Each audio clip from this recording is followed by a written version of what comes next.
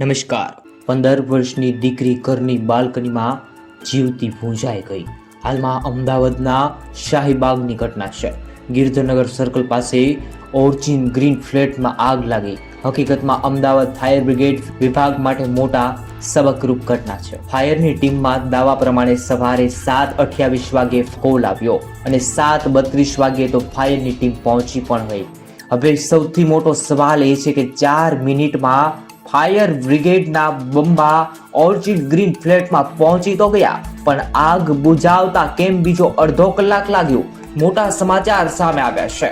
કદાચ બિચારી પ્રાંજલ આપણી વચ્ચે જીવતી હોત। આ મોટા સમાચાર જે સામે આવ્યા છે, આ ઘટના પ્રત્યક્ષદર્શી મહેશ ચોપરાએ દિવ્ય ભાસ્કર સાથેની વાતચીતમાં જણાવ્યું છે કે ફાયર ફાઇટ દ્વારા પાણીનો મારો ચલાવવામાં આવી રહ્યો હતો। આવી રીતે આ દીકરીનો જે જીવ ગયો છે, 7મા માળે પહોંચેલું તો છોકરી બચી જાત। ફાયર બ્રિગેડનું પાણી સમયસર 7મા માળે પહોંચી ગયું હોત તો દીકરી પ્રાંજલ બચી જાત। પ્રાંજલ બેભાન થઈ ગઈ હતી અને ખૂબ જ દાઝી હતી તેવા સમાચાર છે।